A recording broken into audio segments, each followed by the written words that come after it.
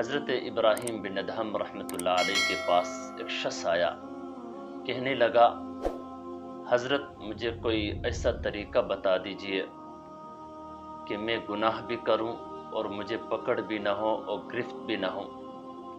حضرت ابراہیم بن ادہم رحمۃ اللہ علیہ نے فرمایا 6 باتیں قبول کر لو، اس کے بعد پھر جو مرضی کر لو، کوئی گرفت نہیں ہوگی، کوئی پکڑ نہیں ہوگی۔ یعنی 6 کام کر لو، اس کے بعد جو گناہ کرنا چاہے کر لو، تجھے کوئی پکڑ نہیں ہوگی۔ ان 6 باتوں میں سے پہلی بات یہ ہے کہ گناہ کر لے اور خدا کا رزق کھانا چھوڑ دیجیے۔ تو شخص نے کہا کہ رازق تو وہی ذات ہے، اگر میں رزق نہیں کھاؤں گا تو پھر زندہ کس طرح رہوں گا، یہ تو ناممکن ہے۔ تو حضرت نے فرمایا پھر یہ کیسا مناسب ہے جس کا رزق کھائے پھر اس کی نافرمانی کرے۔ دوسری بات یہ ہے کہ اس کی ملک سے باہر نکل کر کسی اور ملک میں جا کر گناہ کر لو، اس کے ملک سے باہر نکل کر گناہ کر لے۔ تو وہ شخص کہنے لگا وہ سارے جہان کا مالک تو وہی ذات ہے کہ پھر میں کہاں جا کے گناہ کروں، کوئی ایسا ملک جو اس ذات کے بادشاہت سے باہر ہو۔ پھر حضرت نے فرمایا پھر یہ کیسے مناسب ہے جس کا رزق تو کھائے اور جس کے ملک میں رہے اس کی نافرمانی کرے، اس سے غداری کرے۔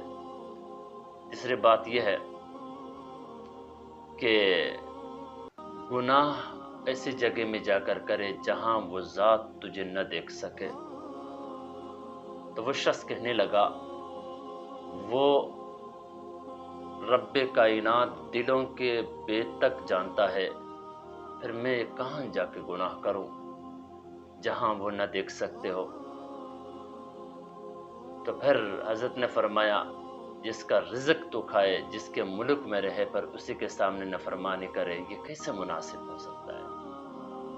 پھر حضرت نے فرمایا چوتھی بات یہ ہے جب تیرے موت کا وقت آ جائے، یعنی جب ملک الموت آپ کی جان لینے کے لیے آئے تو اسے کہہ دینا مجھے ذرا مہلت دے دیجئے کہ میں توبہ کر لوں۔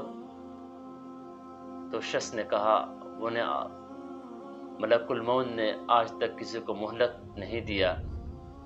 تو حضرت نے فرمایا پھر مناسب یہ ہے کہ اب آپ کے پاس وقت ہے، توبہ کر لیں۔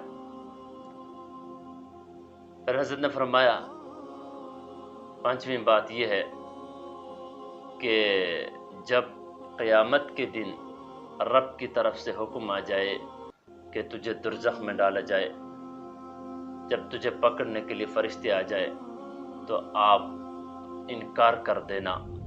تو شخص نے کہا میرے انکار کرنے سے کیا ہوگا، فرشتوں تو مجھے زبردستی پکڑ کر جہنم میں لے جائیں گے۔ تو حضرت نے فرمایا پھر یہ نافرمانی کرنا کیسا مناسب ہے۔ تو اس لیے اللہ تبارک و تعالیٰ کی نافرمانی نہ کرے۔ یہ کام کر سکتے ہیں تو نافرمانی کر لو، نہیں ہے تو پھر گناہ مناسب نہیں ہے، گناہ نہ کرو۔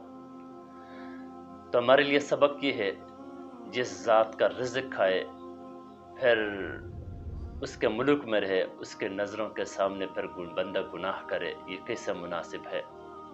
انسان کو گناہ کرنے سے پہلے ان تمام باتوں کو سوچنا چاہیے۔ اللہ تبارک و تعالی ہمیں سمجھ نصیب فرمائے۔